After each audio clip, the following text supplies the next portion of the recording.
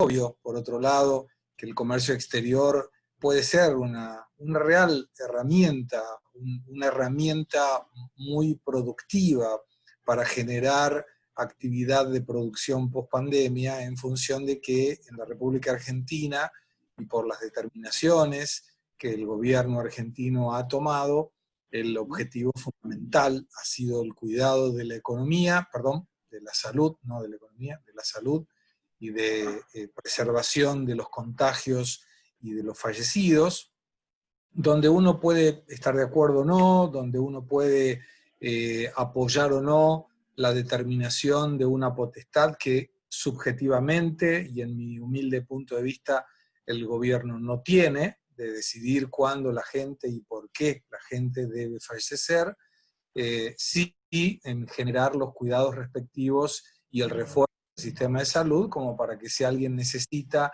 un respirador o una unidad de terapia intensiva, esté disponible como para ello. Cuando el gobierno argentino toma esta determinación de la salud y claramente descuida o no considera como prioritario el tema económico, ahí de alguna forma obligó a las empresas argentinas a mirar el comercio exterior como una opción en función de una reducción muy clara de lo que sería el mercado doméstico. O sea, cuando nosotros tenemos en este momento una reducción importante en la cantidad de gente que demande, y seguramente cuando ustedes miran los resúmenes de las tarjetas de crédito de cada uno de ustedes, y el mío también, observamos que hay una caída importante en el valor que viene para pagar. Esto generado, obviamente, por una reducción de las compras que hacemos. Al tener una reducción en las compras, obviamente la gente que producía para esa demanda no necesita producir tanto. Y esto genera dos impactos importantes. El primero, compulsivo.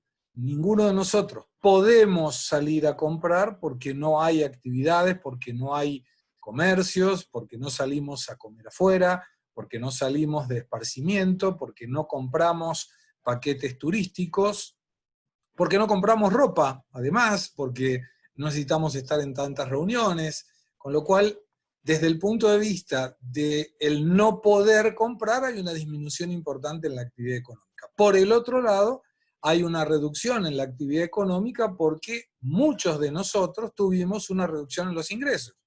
Y salvo el Estado, cuando cualquiera de nosotros tiene una reducción en los ingresos, llamamos a nuestras familias y le decimos, ¿qué cortamos?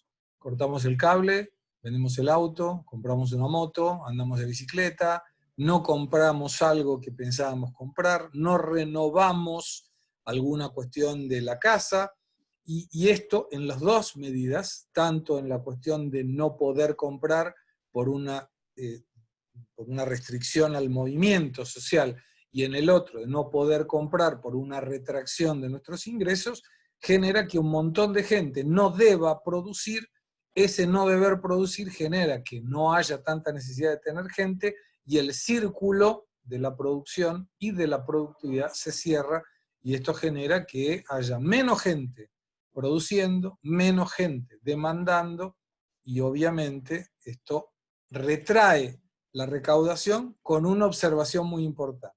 Ese ajuste que ustedes y yo hacemos cuando hay una reducción de nuestros ingresos no es el mismo que hace el Estado, que de hecho no hizo ningún tipo de reducción en el gasto público, y no solamente eso, sino que además generó aumento por esta necesidad de ayuda social.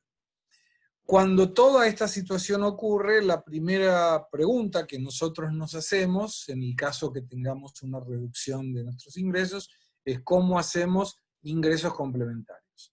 Hacemos una reducción del gasto y inmediatamente empezamos a ver, bueno, ¿qué es lo que puedo hacer para generar más ingresos, para volver a gastar y para poder consumir? Y en ese punto en particular, como hay una retracción de la actividad económica y el gasto público no cayó, hay una necesidad de recursos importantísimos por parte del Estado para cubrir lo que era, de un lado, la recaudación y del otro lado, el gasto. Y esto se ve por tres acciones con una cuarta de apoyo. La primera sería emitir, que es lo que el gobierno está haciendo, con dos límites. Uno es el límite cuando hay emisión sin ningún tipo de contrapartida, o sea, suelto dinero a la calle y no retraigo títulos o deuda pública o lo que sea, esto va a generar inflación más tarde o más temprano, y eso es lo que explica de por qué, como la gente no tiene ningún interés de colocar en plazo fijo con tasas negativas, o no tiene ninguna posibilidad de comprar algún bien, entonces busca ampararse en el dólar, y en este caso en el dólar blue, efectivamente. La otra posibilidad sería emitir títulos de la deuda pública, que difícilmente alguien con un sentido de la lógica pueda comprar de Argentina cuando estamos negociando nuestro quinto default en un poco tiempo. El tercero sería ampliar la recaudación a través de un aumento en la presión tributaria, imposible para un mercado con menos actividad. Y la cuarta, que complementa a las otras, sería reducir el gasto público, que el gobierno no lo está haciendo. Cuando uno analiza esa cuestión, lo primero que dice, bueno, entonces, ¿qué es lo que puedo hacer para aumentar la productividad, mantener la producción para generar actividad económica que me permita dos de los motivos por el cuales una empresa existe? La primera es sobrevivir y la otra es lucro. En este momento de pandemia el lucro queda un poco marginado, lo importante es sobrevivir, continuar respirando, disputar un mercado que será más chico con alguien que o él sobrevive o yo sobrevivo. Y ahí es donde entra el comercio exterior. Y le pido disculpas por estos 10 minutitos de explicación previa, pero para que el comercio exterior pueda ser considerado como una herramienta de solución de aquí al futuro, necesitamos algunas cosas vinculadas a nosotros y otras cosas vinculadas al Estado y al mercado. Primero, son 4 los elementos básicos para que cualquiera de ustedes pueda pensar en exportar. El primero es un producto exportado, exportable, siempre considerando que el producto exportable se hace en función de la demanda y nunca de la oferta. O sea, yo no debo convencer a nadie a que compre mi producto. Tengo que producir lo que alguien ya está convencido de comprar, salvo que quiera y pueda invertir muchísimo dinero en publicidad. El segundo es una empresa que tenga condiciones de exportar. Cuando digo una empresa que tenga condiciones de exportar, tengo necesariamente que hablar de estadísticas donde el año 2011 había 16.000 empresas argentinas con potencial de exportación, potencial de registro exportador. Hoy son 9.000. De esas 9.000 apenas la mitad tiene condiciones y continuidad de 3 años para exportar. Estamos hablando de 4.500, que representa el 0,55% del total de empresas existentes prepandemia. 814.000 empresas tenía Argentina como quit antes de la pandemia.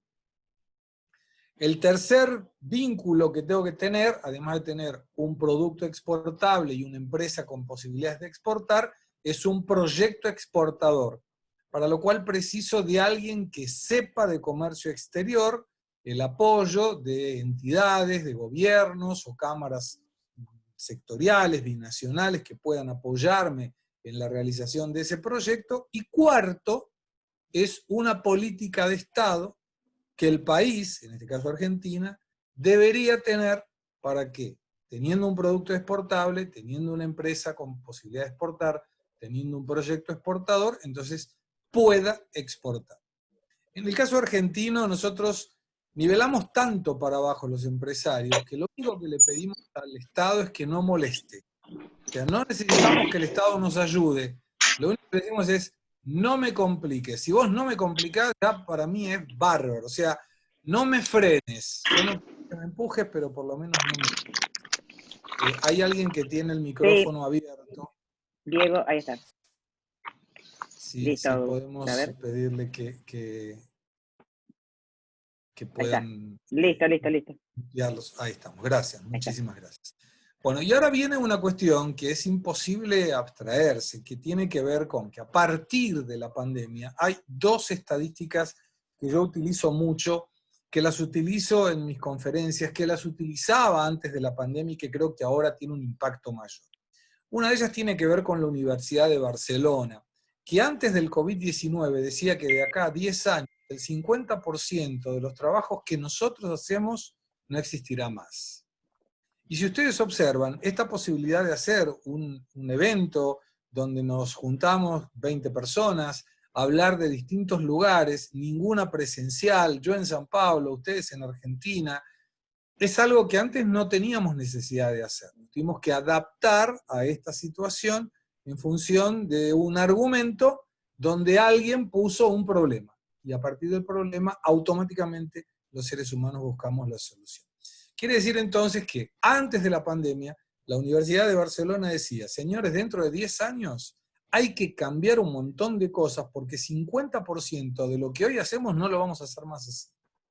Pero cuando uno analiza, el Banco Mundial realizó otro trabajo que dice que el 80%, números redondos, de los chicos que hoy tienen menos de 10 años va a trabajar en empleos que todavía no se inventaron.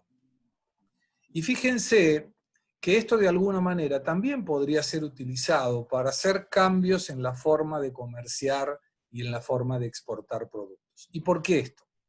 ¿Cómo nace el comercio exterior? Haciendo un poquitito de historia. Cuando muere Alejandro el Grande, en el 323 a.C., los fenicios y los atenienses toman productos realizados por alguien, lo colocan en un barco, que es un medio de transporte, un elemento de logística, buscando a alguien que del otro lado de la punta logística pueda comprar ese producto. Entonces teníamos a alguien que producía, alguien que exportaba, una vía logística, y alguien que compraba importando el producto.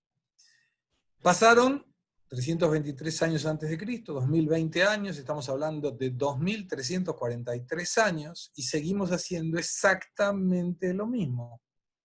Alguien produce, alguien coloca en una vía logística, buscando a alguien del otro lado que compre y que importe el producto. Ahí agregamos las condiciones de pago, ¿no? Que de preferencia pague, obviamente, y que esa preferencia de pago, cuando alguien que no tiene experiencia en el comercio exterior le pregunta a un importador cómo sería la forma de pago, se recuestra en la silla y le dice carta de crédito confirmada, irrevocable y banco de primera línea, sin considerar que eso lo dice porque alguien se lo dijo, no tiene ni idea de por qué está diciendo eso, pero hay que decir eso. Creo, y esto defiendo a rajatabla esta teoría, que mucho de esa vinculación de la Universidad de Barcelona, del Banco Mundial, y de esta forma tan categórica, continua y arcaica de exportar, deberá cambiar aprovechando el COVID-19. En la búsqueda fundamental de tres cuestiones. Primero, siempre imaginando que nosotros vamos a exportar un producto que ya está siendo producido por otra empresa, que va a tratar esa empresa de hacerlo mejor que nosotros y nosotros mejor que ellos, con un mercado que, como acabamos de mencionar, será menor que el que teníamos antes del COVID-19. Entonces, en una modalidad darwiniana, o sea, debe sobrevivir el más fuerte, es que debemos colocar a ese proyecto exportador tres características. Ser mejor que el competidor, ser diferente que el competidor y ser más productivo que el competidor. Y cuando hablamos de productividad, no es solamente generar un producto o un servicio con un costo menor o con una calidad mejor o las dos cosas al mismo tiempo. Estamos hablando de una productividad que le permita al comprador valorar nuestro producto, no solamente en función del producto, sino del servicio que lleva el producto a la puerta del depósito de quien nos compra. Nosotros en Center Group esto lo hacemos hace muchos años, lo denominamos canal propio de distribución, y busca como mecanismo, y no solamente hablando de Brasil, sino de cualquier parte del mundo, evitar intermediarios. Argentina tiene como característica de producción que todos ustedes, si son todos empresarios, son gladiadores, no solamente empresarios, porque cuando uno le cuenta a cualquier empresario en cualquier parte del mundo que en Argentina se produce con una tasa de inflación del 50% de números redondos al año, con una tasa de interés que el banco nos paga a nosotros 30% si colocamos dinero, pero si vamos a pedirle dinero al banco nos cobra más del 80%, y ustedes podrán decirme seguramente mucho más interés que ese.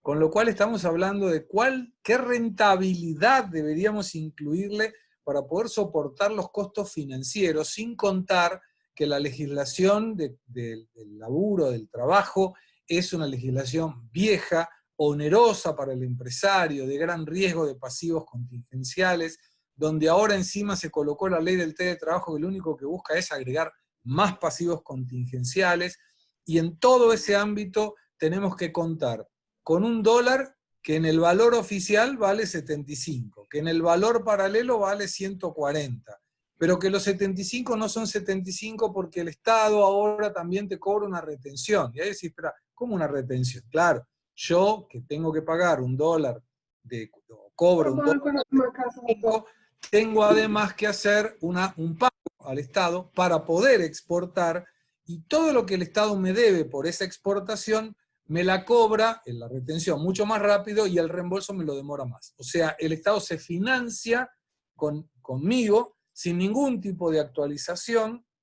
Además, obviamente, de todo eso, tengo costos de puertos mucho más elevados que en gran parte del mundo, sin contar los problemas sindicales.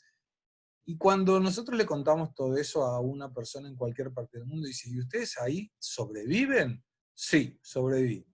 Por eso los argentinos somos tan valorizados en cualquier parte del mundo, porque sobrevivir en Argentina es un desafío diario.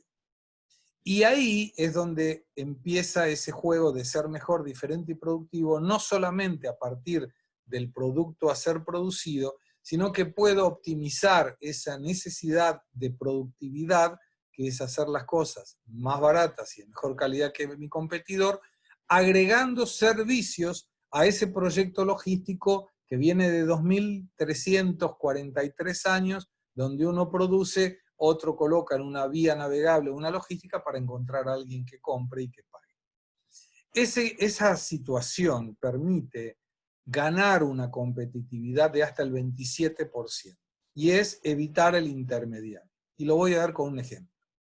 Estoy viendo ahí a Ignacio Pazzi. Vamos a tomar el ejemplo de Ignacio, que me mira como prestando mucha atención. De repente está mirando una serie, pero nadie se da cuenta. Por estas cosas del Zoom, uno mira para adelante y parece que estuviera prestando toda la atención del mundo.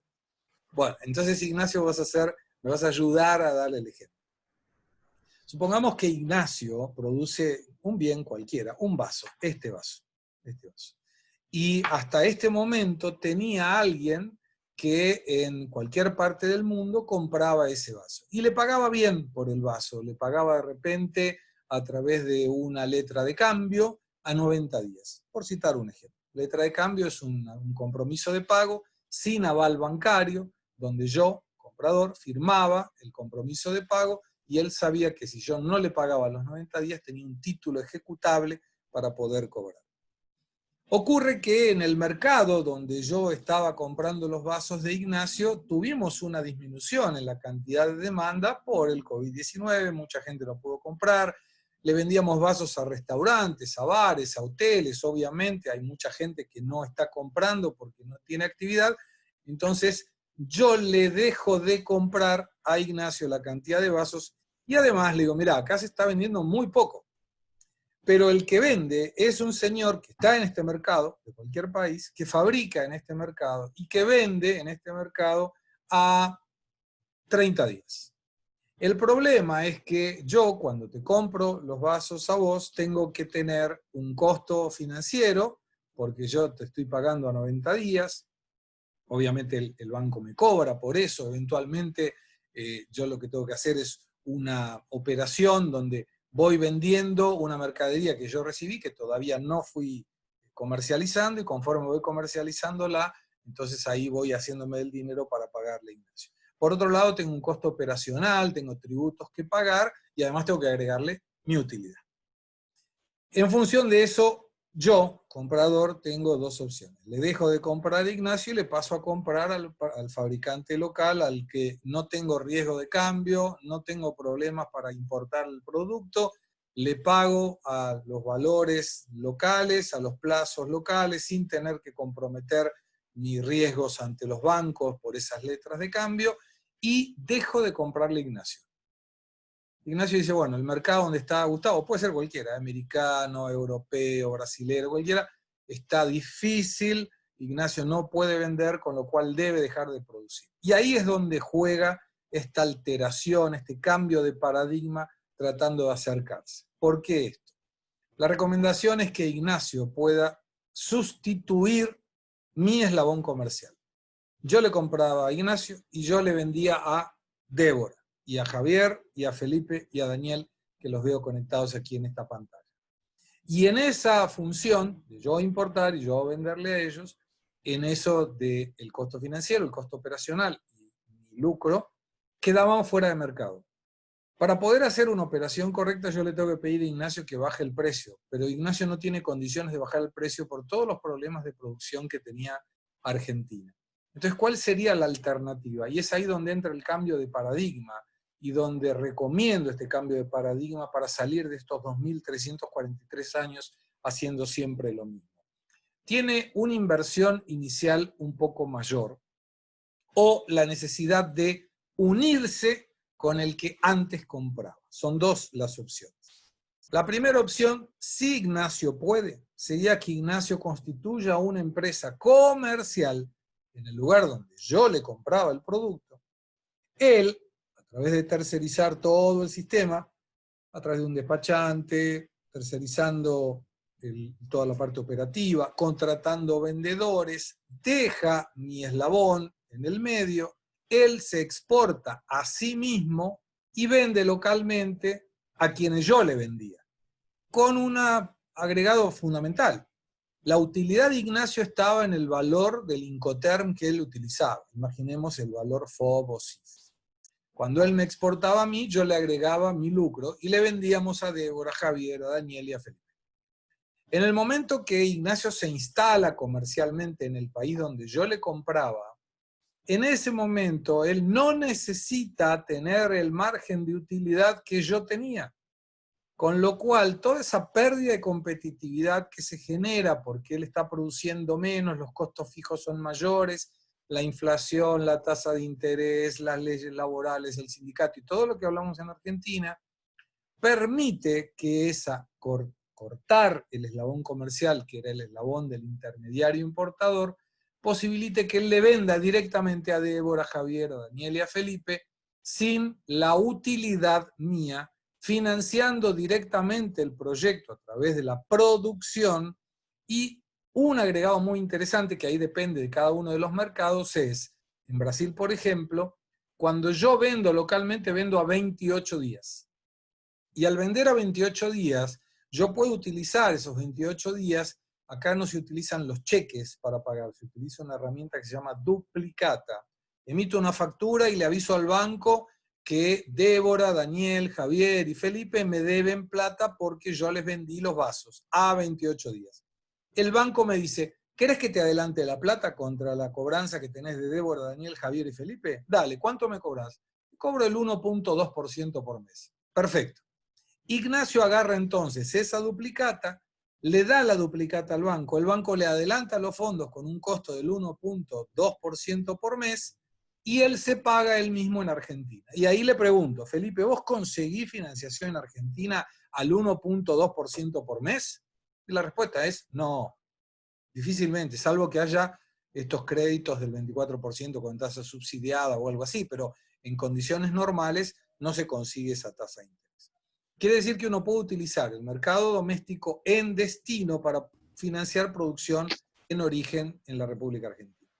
Y ahí agrego y voy a la segunda situación. Dice, mirá, me encantaría, dice Ignacio, pero no puedo porque tengo dos restricciones. La primera, no tengo plata.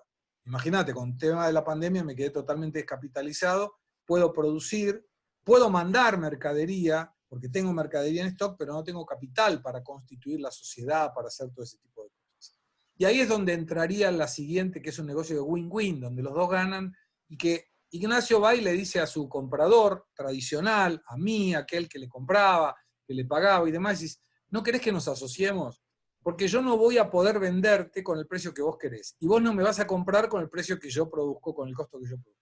¿Por qué no hacemos una unión donde vos pones la parte comercial, yo pongo la producción, reducimos en este momento la cantidad donde yo voy a tener un lucro menor, vos también, pero seguimos sobreviviendo?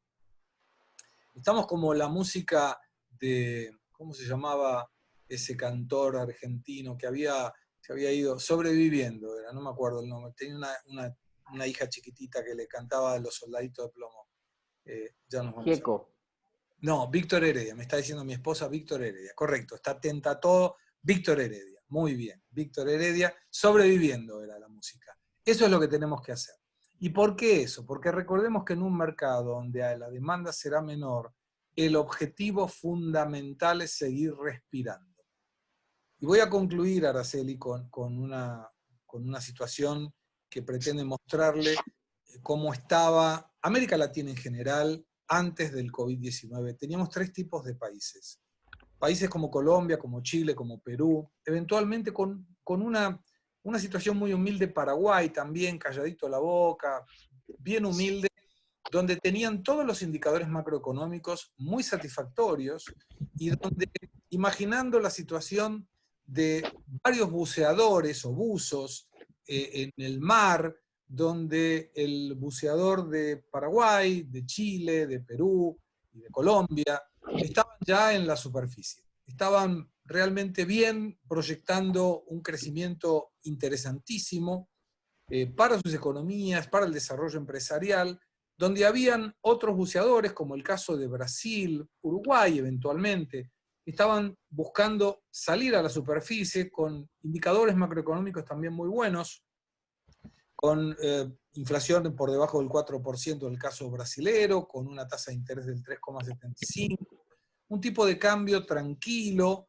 hasta el COVID, con reservas internacionales realmente muy buenas, 370.000 millones de dólares de libre disponibilidad, con un desempleo cayendo, con una actividad económica proyectada para este año del 2,3% positivo, y tratando de emergir para conseguir el superávit fiscal, que era uno de los problemas mayores que tenía Brasil. Y por el otro lado, más a un costadito, lo teníamos Argentina, que era un buceador donde, por lo que hablábamos de la inflación, de la tasa de interés, estaba nadando para abajo. Y en ese contexto viene una delegación de barcos chinos y le empieza a tirar COVID-19 a cada uno de los buceadores, y le pone un COVID-19 con un peso gigantesco al colombiano, al peruano, al chileno, al paraguayo, y empiezan a decir, mirá, esto no tengo cómo aguantarlo, empiezo a hundirme. El brasileño que venía nadando para arriba le colocan el COVID-19 y empieza a hundirse también. Imagínense el peso que representa para el buceador argentino que nadaba para abajo y le meten el peso del COVID-19, o sea, la caída iba a ser mayor. En todo ese contexto es que necesitamos pensar que lo más importante en este momento es sobrevivir. Ganar dinero, y esto yo se los cuento a mis alumnos en la Universidad Paulista, que el objetivo de cualquier empresa se basa en 2 premisas: sobrevivir y ganar dinero. O sea, uno depende obviamente del otro. No existe la empresa que pierde, en algún momento cierra. Entonces, sobrevivencia y lucro, margen de rentabilidad. En este momento, el único objetivo es sobrevivir. Porque si yo sobrevivo a pesar de no tener lucro y mi competidor no consigue sobrevivir, tendré la oportunidad de lucrar el día de mañana. Pero no podré lucrar si no respiro. No tengo cómo hacer deporte si no estoy vivo. No tengo cómo producir si no tengo la oportunidad de continuidad en esa escala de producción. Entonces, lo fundamental es hacer caja o guardar caja, y ahí entran 2 ajustes que después uno ve, y es lo que nosotros recomendamos a nuestros clientes. Es la AFIP, Secretaría de la Reserva, lo que sería Reserva Federal, o la Receita Federal, como se le dice acá, entidades recaudatorias, y bancos lo veo después. Pero necesito hacer caja para mantener la empresa girando. Sería como, ustedes están en el interior, imagínense un gaucho con las boleadoras. La boleadora tiene que andar siempre dando vueltas. Si paro de girar la boleadora, se me cae en la cabeza. Entonces, el punto fundamental es sobrevivencia. Y cambiar el paradigma. O sea, aquel que quiera exportar esperando que alguien le venga a comprar, difícilmente va a conseguir un cliente. Hay que cambiar ese paradigma de 2.343 años, buscar aproximarse lo más posible al comprador final, sea por una instalación comercial propia, sea por un acuerdo, joint venture, un acuerdo comercial con el que hoy es comprador, importador, y que analizando la realidad con un mercado de consumo menor, hay que agarrar el oxígeno de los buceadores, respirar despacito para que nos dure lo más que podamos, y en la sobrevivencia, ahí sí volver a tomar impulso y conseguir recuperar los mercados que antes probablemente teníamos y que tal vez a partir de la pandemia no consigamos cuidar. Mirar con mucha atención China, porque ya está comprando y compra bien. En el caso argentino le está comprando mucho más de lo que compraba antes. Brasil le está vendiendo 94.5% más de carne de lo que vendía prepandemia. Para que se den una idea, Brasil tuvo en este mes 8.100 millones de superávit en la balanza comercial. Tiene 30.000 millones de dólares en la balanza comercial en los primeros 7 meses, de los cuales 22.000 son con China. O sea, para mencionar la cantidad de compras que está haciendo China. Y para la República Argentina el mercado brasilero es un mercado muy atractivo, porque hay 18 millones de personas de clase alta, 113 millones de personas de clase media, una tasa de interés que en este momento está en el 2,25% al año, un mercado sobre todo vinculado al agronegocio que difícilmente caiga. Todo lo que tenga que ver con el Producto Bruto Interno Agropecuario probablemente no caiga, no tenga números negativos, con muchísimas actividades que ya están funcionando con normalidad, los shopping vendiendo el 80% de lo que vendían pre-pandemia, la construcción civil trabajando y contratando gente, con esa ventaja de una tasa de interés muy baja que está permitiendo que las compras a grandes plazos aumenten. Ahora el próximo domingo, el otro es el Día del Padre, y se venden a 12 cuotas, 18 cuotas, con una tasa de interés realmente bajísima, con lo cual miren con mucha atención el mercado brasilero, el mercado chino. El mercado europeo empieza a reaccionar, pero obviamente hay una cantidad de demanda mucho menor de la que había, y siempre pensando en la ruptura del paradigma. Traten de salir del frasquito, no pensar que alguien va a comprar el producto con una carta de crédito irrevocable de la forma que era antes, porque seguramente eso no va a ocurrir. Y por supuesto estamos a disposición con Araceli para todos aquellos que quieran ingresar al mercado brasilero, con mucho gusto poder ayudarlos. Muchas gracias. Bueno, Gustavo, acá también tenés la posibilidad de ver el vaso medio lleno o el vaso medio vacío, como lo... Obvio. En este momento, ¿no? Entiendo que no solo la Argentina, sino también todas las empresas de todo el mundo, que por ahí obviamente no estaban tan abajo como nosotros buceando, pero en cierto modo están pasando por lo mismo en todo el mundo, solo que sus espaldas son diferentes a las nuestras. Es como que salimos de una posición probablemente mucho más atrás que las demás empresas en los otros mercados. Acá tengo gente ya, mientras ibas hablando, que quería consultarte, así que sin mucho más vuelta, le voy a dar la palabra y a Javier. Después quiero darles otro ejemplo de algo que les recomiendo para esta cuarentena, que es el pensamiento lateral de Edward de Bono, que ahora les voy a dar un ejemplo de cómo se puede utilizar para abrir mercados cambiando la estructura de la demanda. Pero, Javier, adelante, por favor. ¿Para qué? Javier, ahí está. Sí, hola, ¿qué tal? Mi pregunta que me vengo preguntando hace un tiempo, le pregunté a algunos de mis clientes también, es si va a haber si ven ustedes un cambio hacia productos más básicos. Nosotros justamente somos exportadores de fruta y hacemos cerezas, higos, todos productos bastante caros, más bien. Y mi pregunta era esa, si el consumo cambiará hacia cosas más básicas y más llanas, digamos, en vez de un Mercedes a un Renault, por ejemplo. Yo creo que no, y voy a justificar por qué no. Y voy a mencionar el mercado brasilero como base. Mencionaba recién 113 millones de personas de clase media, 18 millones de personas de clase alta. La clase alta no deja de ser alta por un COVID-19, puede ser menos alta, pero no deja de ser alta. Al contrario, hubo un crecimiento patrimonial importante en la gente de mayores recursos. la gente de clase media, aún imaginando que haya una caída en la cantidad de gente que pueda consumir, hay una situación bastante interesante, que esto tiene que ver también en un desarrollo de teoría económica, para no deseo entrar en el detalle, pero tiene que ver con el aumento marginal de la renta. Para explicarlo de una forma. Nosotros comemos, o deberíamos comer, 5 veces por día. En general lo hacemos 3 veces por día, que es el desayuno, el almuerzo y la cena, y algo picoteamos a la tarde. A lo mejor en el interior se hace la merienda. Y ganamos 100, y de repente pasamos a ganar 200. No comemos 10 veces, no comemos el doble de veces. Comemos mejor. Nos damos gustos por cosas que antes no podíamos comer. Pero si comíamos 100 gramos de carne, no comemos 200 gramos de carne. En la visión de esa situación que Javier mencionaba sobre la cereza y las manzanas, el mercado, y uno lo ve, y hago compras y voy al supermercado, que no dejas de comprar cosas por una reducción de la demanda en términos de esa gente que hoy compra la cereza. O sea, voy a explicarlo de otra forma. El que compraba la cereza no creo que deje de comprar la cereza. Lo que probablemente en este momento no tengas es un aumento del consumo de cereza por gente que antes compraba manzana y ahora va a pasar a comprar cereza.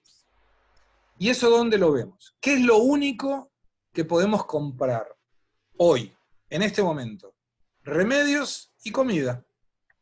No compramos otra cosa. Si ustedes analizan, ¿alguno de ustedes compró ropa en los últimos 4 meses? De repente compras algo por internet, pero es muy poco. Compras algo para la casa, vasos, sí, hemos comprado vasos aquí en mi casa. Pero ¿qué es lo que compras? Yo voy al supermercado y mi esposa, que está acá prestando atención, va a ser absolutamente sincera con eso. Me ofrezco a comprar yo en el supermercado, primero porque está enfrente de mi oficina, y segundo porque me doy gustos comprando en el supermercado. Entonces compro cosas que yo no compraba naturalmente porque yo no iba al supermercado. Entonces eventualmente si tengo ganas y veo y hay una cereza de las que vende Javier, la compraría. ¿Por qué? Porque hoy tengo recursos que antes los destinaba a comprar ropa o a comer afuera, que hoy no lo uso. Y ahí es donde entra el tema del pensamiento lateral, les voy a dar ejemplo antes que Ignacio pueda preguntar. Aquí en Brasil asesoramos a algunas entidades y algunas empresas, y se dio una circunstancia muy particular cuando a partir de la pandemia a la pizzería tradicional le aparece un competidor que antes no estaba, que es el restaurante. ¿Y por qué? Cuando ustedes van a comer pizza, diría que 90% de las veces piden delivery. Es raro alguien ir a la pizzería a comer, se sienta en la pizzería y come en la pizzería. La mayoría de las veces se pide delivery.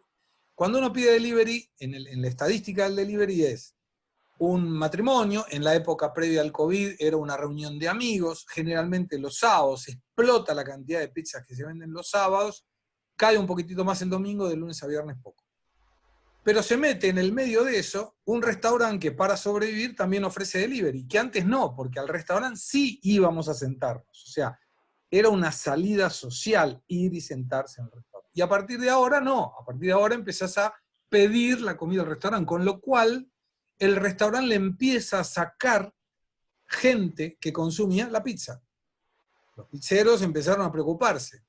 Y algunos de ellos nos contratan para decir, che, ¿qué es lo que podemos hacer para no perder mercado? Porque nuestro mercado con la pandemia no cambiaba nada, al contrario, había gente que de repente no comía y pasaba a comer pizza. ¿Qué fue lo que hicimos con esta idea del pensamiento lateral de Edward de Bono? Buscamos abrir una demanda que no existía. Y esto, a lo mejor, Javier, te puede servir como un ejemplo. Vos podrás pensar en función del conocimiento de tu mercado cómo hacer que la gente quiera comer más cerezas o las frutas que ustedes puedan producir. ¿Qué es lo que se generó? Que el secreto del pedido de la pizza no estuviera en el gusto de la pizza, y sino en ese proceso logístico que les mencionaba al principio. ¿Y por qué eso? Porque había que generar que pidiera pizza quien hasta el momento no era demandante de pizza. ¿Y quién era ese? El nene, que no salía hace mucho tiempo, que no tenía contacto con otros compañeritos, que no podía jugar, y que de repente era muy interesante que la pizza se la llevara Superman, o el Hombre Araña, o el Hombre de Hierro. Entonces, el costo que tenía la pizza para el papá, que puede entretener al nene con la idea de que le llegue a alguien a llevarle una pizza, que era un superhéroe y que de repente se podría sacar una selfie de lejos o lo que fuera, pero era ver algo diferente, generaba una demanda que no existía. Y que el detalle era el producto, pero lo importante era ese canal logístico, quien le llevaba la pizza. Con lo cual, siempre va a haber mercado. Yo no creo que caiga el mercado de productos más caros, y lo digo porque soy consumidor.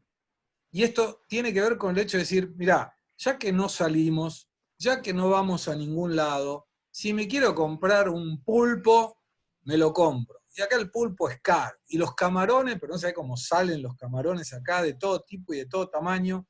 El pollo que viene con un aderezo de no sé qué cosa, porque es el agregado de valor.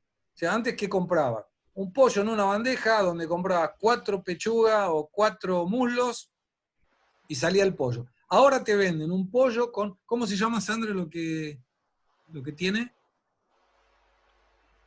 Tempero, pero no sé cómo se... Es como si fuera con una pimienta, tiene un gusto diferente. Condimentado, pero ya viene condimentado. Y yo compro ese. Y antes no compraba ese.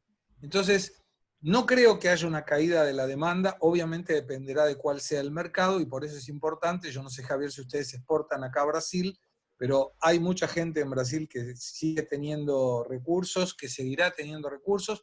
Lo que tal vez puedas hacer como una recomendación es buscar mercados no tradicionales. En general, si alguien viene a Brasil, ve San Pablo, Río de Janeiro, Curitiba. Hay que buscar centro-oeste, por ejemplo, que es donde está todo el agronegocio, Mato Grosso Sul, es donde más avionetas hay, donde más camionetas 4x4 hay, donde casi nadie le presta atención. Ahí hay que ir. Gustavo, como venís graficando todo, es como que presentás también una situación de ver cómo los jugadores cambian de roles, y entran nuevos jugadores. Lo que hay que modificar y adaptarse desde la empresa, es lo que yo percibo de lo que estás diciendo, es estas nuevas oportunidades de pensamiento diferente. Es realmente lo de que decís del pensamiento lateral, pero es eso, ver de qué manera con los insumos que yo tengo ahora puedo salir de cómo yo enfocaba mi problema de acuerdo a cómo tengo yo la situación actual. No persistir de manera tosuda en pretender hacer las cosas como las venía haciendo, sino viendo cómo está la realidad actual. ¿Sería esa más o menos alguna interpretación de lo que nos venís proponiendo? Totalmente. Además, hay un viejo dicho que dice que en chino, es todo mentira, ¿eh? En chino crisis es igual a oportunidad. Es mentira. Sí. Si uno dijera, los argentinos estaríamos siempre de oportunidad en oportunidad porque la pasamos viviendo de crisis en crisis. Entonces, sí, mandame una crisis, así, mandame una crisis, así la convierto en oportunidad. Lo que genera las crisis es que nos hace creativos. Hay una vieja ley, es una fórmula en realidad, muy conocida del CHA, C-H-A, que en realidad la juegan como que es el conocimiento, la habilidad y la actitud. Nosotros le agregamos a esto, y esto no tiene que ver con el COVID, yo ya lo coloqué hace rato, hace mucho tiempo, de agregarle un cuarto elemento, y esta fórmula que la denominamos de valor agregado, tiene que ver con el conocimiento, que lo aprendemos, lo estudiamos, lo leemos, la habilidad, que es la que generamos practicando, la adaptabilidad a estos casos como en este momento, y todo eso, la C más la H más la A, que es el chat tradicional, todo eso por la actitud. La actitud de decir, no, está todo mal, no sabés, qué problema, me voy a fundir, y yo, me voy a fundir, te vas a fundir. O la otra es decir, a ver, ¿qué es lo que puedo hacer para conseguir tener un desarrollo diferente? Y antes de pasarle a Ignacio, voy a hacer un ejemplo muy rápido. Yo estaba estudiando economía y dirigía un club de colectividad yugoslava en el barrio de Versalles, en la ciudad de Buenos Aires. Y una persona de la comisión directiva me llama y me dice, Gustavo, mirá, yo estoy viendo lo que vos estás haciendo, estás estudiando economía, que yo estoy con un problema muy serio, no consigo motivar a la gente para que produzca más. Hacían hebillas de cinturones y hebillas de mocasines. Entonces, una fábrica muy simple, muy humilde, 2 turnos, 3 hermanos, en Caseros, provincia de Buenos Aires, y voy a verlos y empezamos a analizar qué es lo que uno hace, analizar los procesos productivos, a ver cuáles son los insumos, los costos, cómo estaban de cuestiones de procesos administrativos.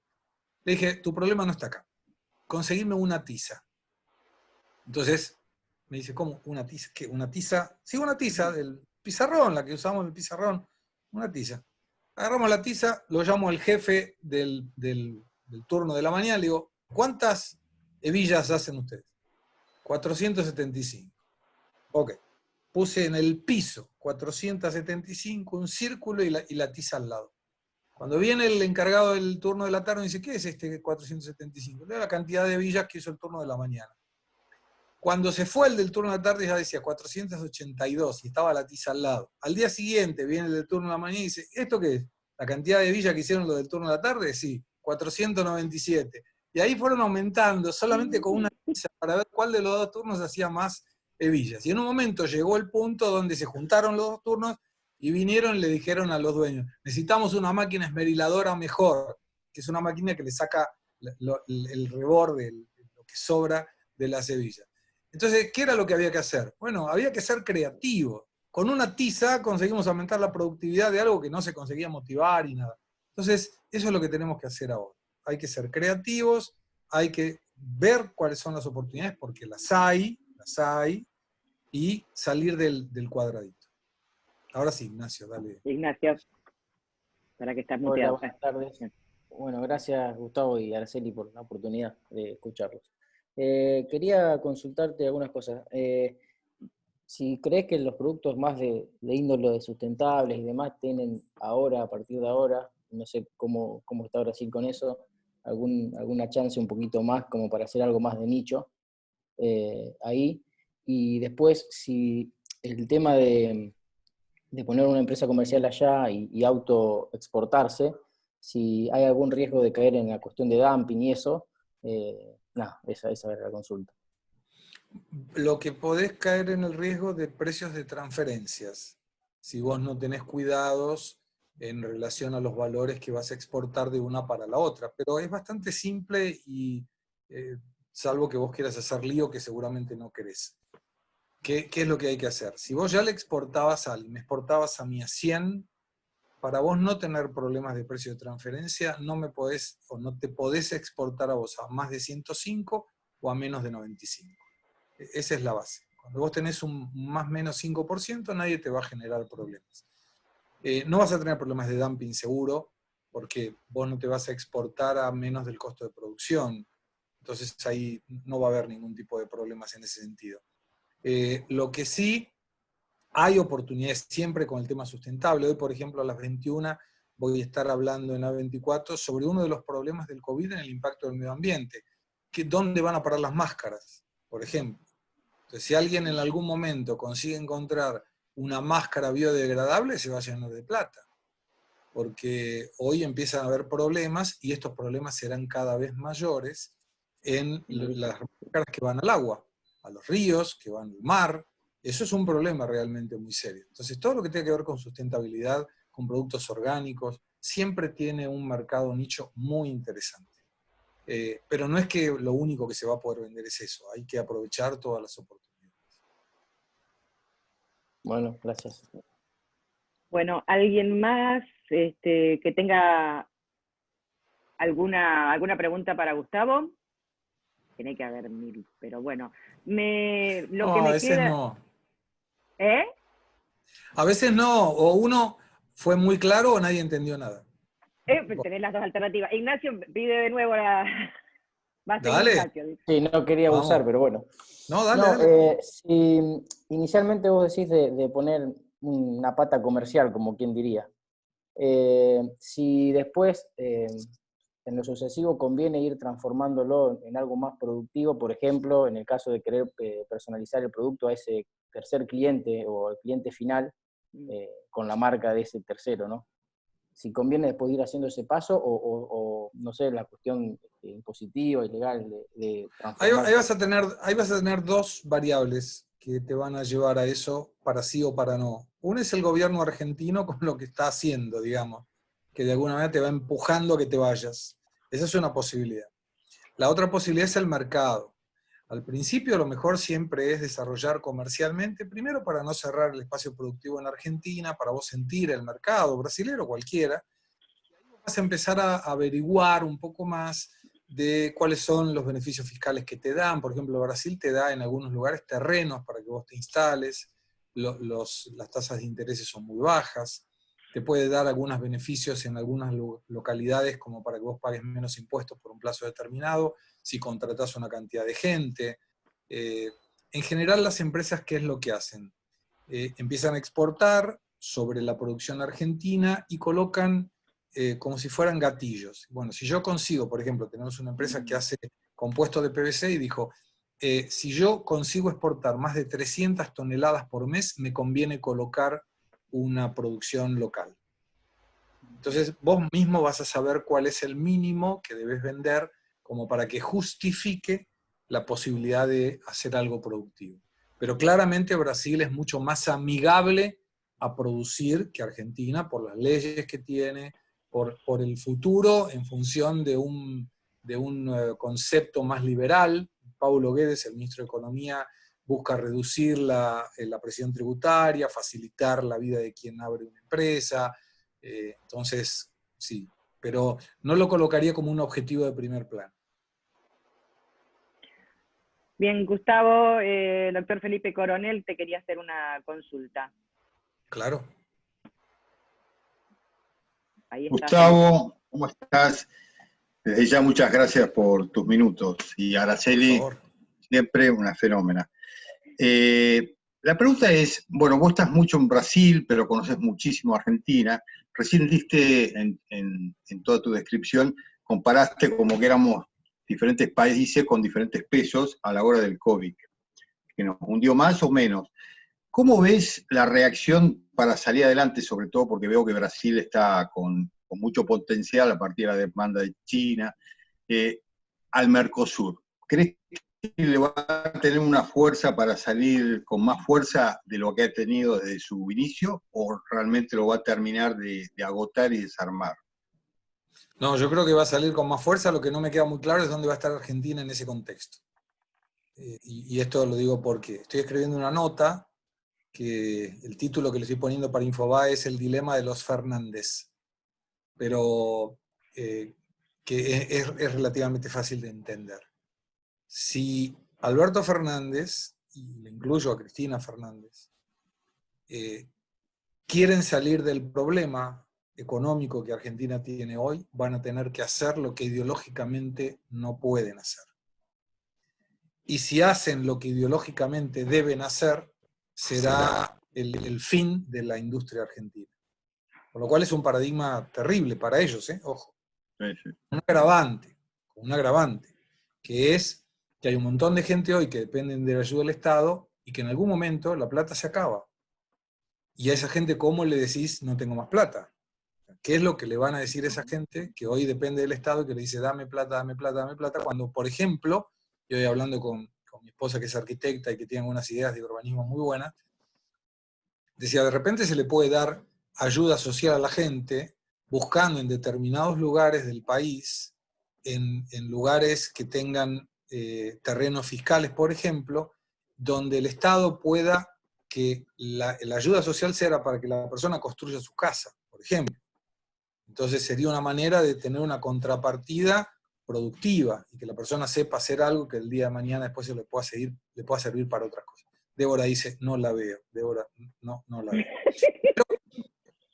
Pero el tema es que Brasil tiene como ventaja primero una cantidad enorme en su escala. Acá hay gente que consume con todas las variables que mencionábamos recién, y yo creo que en el caso del Mercosur, lo que alteró la ecuación fue Uruguay. cuando Uruguay gana la calle Pau, automáticamente el Mercosur se corre a la derecha, porque vos lo tenías a Bolsonaro y Guedes con una idea liberal, centro derecha Paraguay, de nuevo, con muy bajo perfil, pero haciendo las cosas realmente muy bien, y quedaba Argentina hacia la izquierda y Uruguay, que veíamos, ¿qué ganaba? Si ganaba a la izquierda, el Mercosur se corría a la izquierda, si ganaba la calle Pau, se corría a la derecha, ganó la calle Pau, y ahí ¿qué se busca? Bueno, se busca obviamente que busquemos una amplitud al mundo, una apertura comercial, disminución de los impuestos de importación, generar libre competencia, y son cosas que Argentina no puede, no sabe y no quiere. Entonces, el Mercosur para mí va a aprovechar mucho los acuerdos con el Líbano, con Canadá, con Corea del Sur, con India, con el EFTA, con la Unión Europea. Deberá corregir algunas cosas en las políticas ambientales de Bolsonaro que dejan que desear, pero yo creo que hay un potencial muy bueno para el Mercosur. Lo que no sé es cómo entra Argentina ahí. Clarísimo. Gracias, Gustavo. No, por favor. Bueno, con Felipe estamos siempre atrás del tema de la eliminación de todas esas trabas para el comercio exterior, ¿no es cierto? Él es abogado y estamos siempre también trabajando sobre ese tema bajo la ilusión de que en algún momento eso pueda cambiar. Pero vos no lo ves, por lo menos cercano, ni en ningún tipo de planificación de que el gobierno se dé cuenta de que algo tiene que hacer para, como vos decís, que no moleste. Lo que pasa es que molesta demasiado para ese tipo de cosas. No podés evitarlo dentro del armado de tu plan de acción, ¿no es cierto? Respetando las ideologías. No para todas las empresas es viable pensar en que vamos a poder poner una filial en otro lugar. En todo caso, será si es realmente competitivo el mercado, ¿no es cierto? Pero no podemos hacerlo con todos los clientes que uno pueda llegar a tener en los diversos mercados. Ahí de nuevo hay que salir del frasquito, del cuadradito, porque vos podés hacer, por ejemplo, por regiones o por sectores, lo que serían consorcios, que no necesariamente son consorcios de exportación, sino nos juntamos los que estamos acá y decimos, bueno, ¿cuánto sale abrir una compañía? Cada uno abre una cuenta corriente para que el dinero no se mezcle y nos comprometemos a pagar los gastos fijos durante un año.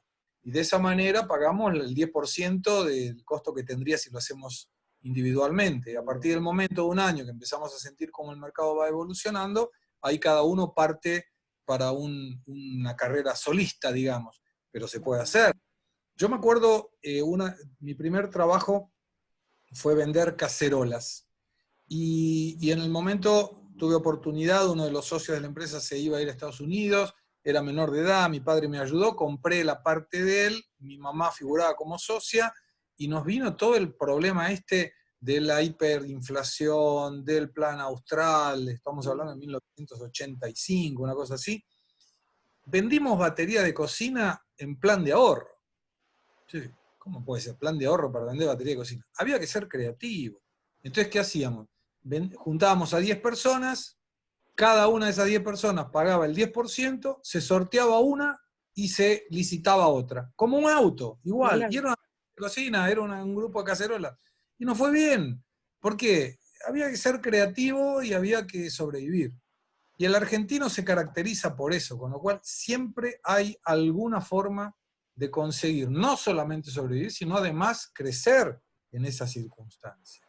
Yo creo que cuando uno analiza firmemente la situación, esto obviamente es un problema, pero no hay que desestimular a la posibilidad de pensar inclusive en crecer a partir del COVID. Bueno, Gustavo, muchísimas gracias. ¿Nadie más tiene una consulta o alguna propuesta, alguna sugerencia, algo que le haya pasado ahora por la cabeza y que no se atreven a hablar? Porque también pasa eso muchas veces en los encuentros. Y no hay ningún problema. Que queda algo, dice, ay, si yo lo hubiera dicho, bueno, también sacarnos esas cosas que tenemos ahí de no querer expresar, de no querer... ¡Ignacio! Está sacando Vamos, Ignacio. Y Débora después. Bastante molesto, pero bueno. No, por favor. Después Débora, sí. Ah, no, si Brasil cumple con el tema de los aranceles que supuestamente dentro del Mercosur no debería cobrar, ¿es realmente así? ¿Cumple bien con todo eso? Sí, sí, claro. Ah, es una Sí, determinación supranacional. Sí, sí, mm, no puede cobrar ningún tipo de impuesto. Viniendo de Argentina es cero. bien. Débora, ahí estás. Yo te quiero hacer una consulta. Buenas tardes, primero, porque cuando me uní no saludé. Sabes que hace un tiempo, yo trabajo en una empresa del sector agropecuario de acá de Pergamino, es una prestadora de servicios, donde solemos hacer todo el proceso de semillas según lo requiera el cliente. Y hace un tiempo nos visitó justo la semana previa al comienzo de la pandemia, nos visitó un brasilero que yo había contactado en un viaje que hice, me reuní con gente de varios países, ofrecí el servicio de nuestra empresa, y bueno, este brasilero nos visitó acá en Pergamino, en el Parque Ideal, estaba muy interesado en legumbres, y él me nombró una cadena que se llama Triunfo, ¿puede ser? No lo sé. THY. ¿No te suena? Puede ser, no lo sé. ¿Y qué hace Triunfo? Triunfo es un intermediario, por lo que él me explicó, es un intermediario de una cadena de supermercados a la que él quiere llevar, bueno, tiene una demanda muy grande de legumbres, me refiero a arvejas, No se te escucha bien, Débora. porot. Bueno, y me llama, nosotros ahora en este momento no le estamos pudiendo conseguir mercadería. ¿Ahora? ¿Me escuchás? Dale, sí, sí. ¿Sí? Sí.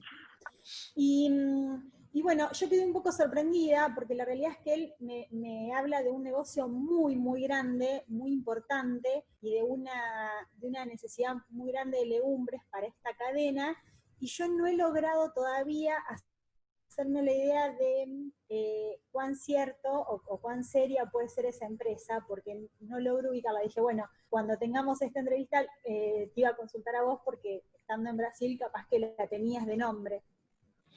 Pedile el número del quit, que acá se llama CNPJ.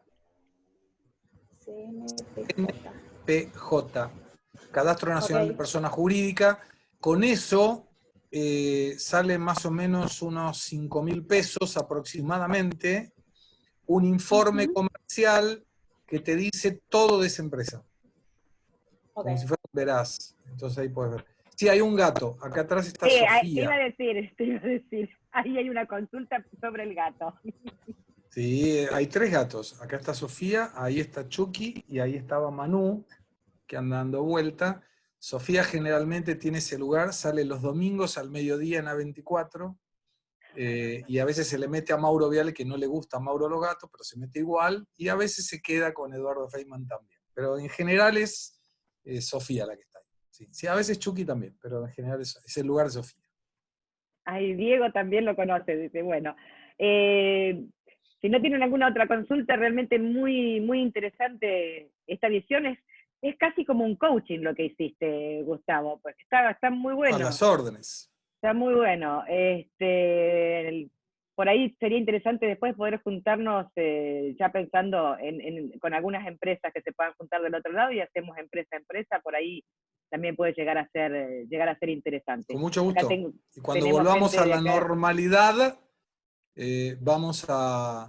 cuando estemos en la normalidad, los iré a La visitar ahí. nueva. No, Pero, no, la nueva no, la misma anterior con algunos protocolos sanitarios. No me cambien la normalidad, que la normalidad es la misma. pero como Salvo no, que Gustavo, alguno por esta normalidad no respire más, no coma más, ni vaya al baño, la normalidad es la misma. Lo que la cambia normalidad es es normal. esto, mira, cambia esto, la máscara, nada más, nada más. Bueno, Tengo email, sí, pero no sé cómo hacer para ponerlo para todos. Mi mail es gustavo@segre.com.br. Si vos querés, Araceli, copiarlo ahí para que le llegue a todos, es ¿cómo es? gustavo Segre, mi Sí, apellido. sí, es que sale el arroba acá. Ahí está. Gustavo Segre. Gustavo arroba Segre. No. Gustavo arroba segre sin Ah, bueno. acento.com.br. Ahí está. .com.br. Ahí está. Eso mismo. Perfecto. Bueno, gente, A las muchas órdenes. gracias. Muchas gracias por estar, por compartir este momento. Dentro de un ratito ya les va a llegar una pequeña encuestita de satisfacción, les lleva un minutito menos. Así también nosotros podemos ir abrevando en eso para poder seguir buscando estas charlas, para poder estar al día un poco, saber qué pasa fuera de las casas y y fuera de las propias empresas. Muchísimas gracias, Gustavo, y te tomamos la palabra de volver. Cuando quiera. Un abrazo Presencialmente grande. con la normalidad. Un abrazo a todos. Ahí está. Chao. Hasta luego. Adiós, adiós. Chao, gracias. Adiós.